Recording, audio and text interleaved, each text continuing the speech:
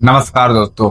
रोंगटे खड़े हो जाएंगे अगर आप अघोरी का अंतिम संस्कार देख लेंगे, जो पूरी जिंदगी मसान की राख और मुर्दों के बीच बिताते हैं। उनकी अपनी मौत के बाद क्या होता है। अघोरी पंथ में मृत्यु को महाप्राण कहा जाता है। अघोरियों का दाह संस्कार कभी नहीं होता है, क्योंकि माना जाता है कि अघोरी जीवित रहते ही अपने देह को शिव को समर्पित कर चुका होता है। वे अपने शरीर को पंच तत्वों में विलीन करने के लिए दो मुख्य विधियों का पालन करते हैं, भू समाधि और जल समाधि। यदि साधु की इच्छा हो तो उन्हें भू समाधि दी जाती है। अघोरी के शव को सिंहासन या चौकोरी के मृदा में बैठाकर मसान की मिट्टी में उल्टा गाड़ दिया जाता है।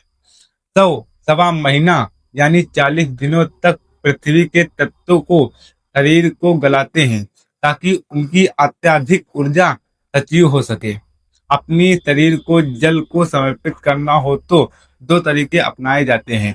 पहला पूर्ण विसर्जन, जिसमें यदि अघोरी अपनी ऊर्जा को पूरी तरह प्रकृति में विलीन करना चाहता है तो उसके शरीर को भारी पत्थर बांधकर गंगा जैसी पवित्र नदी के मुख्य धारा के बीचों बीच विसर्जित कर दिया जाता है। यहाँ कोई अवशेष पीछे नहीं बचता है। दूसरा कपाल प्राप्ति के लिए, जिसमें यदि गुरु या शिष्यों को अघोरी का कपाल खोपड़ी साधना के लिए चाहिए तो शरीर को जंजीरों के सहारे नदी के किनारे एक निश्चित गहराई पर डुबोया जाता है। 40 दिनों तक जल की धारा जलीय जीव शरीर को शुद्ध करते हैं, जिसके बाद उस कंकाल को बाहर निकाल लिया जाता है।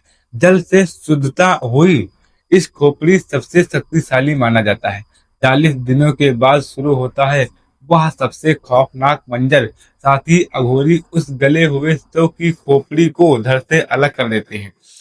अब उस खोपड़ी को लोहे की जंजीरों से बांध दिया जाता है। तांत्रिक मान्यताओं के अनुसार अघोरी के आत्मा को एक अंश उस कपाल में रह जाता है। जब उस खोपड़ी में शराब डालकर तंत्र क्रियाएं की जाती हैं तब वह हवा में उछलने लगती है। अगर जंजीर ना हो तो हम मौजूद किसी की भी जान ले सकती है। अघोरियों के पास कोई बैंक बैलेंस आमदनी नहीं होती है। उनकी सबसे बड़ी जायदाद होती है उनकी खोपड़ी, जो मरने के बाद अघोरी तय करता है कि उनका कपाल कौन सा शिष्य रखेगा। ये एक पावर ट्रांसफर है, जो मृत्यु अघोरी की सिंधिया उत्तराधिकारी को मिल जाती हैं। इसी कपाल पात्र में वो भोजन और जल ग्रहण करते हैं।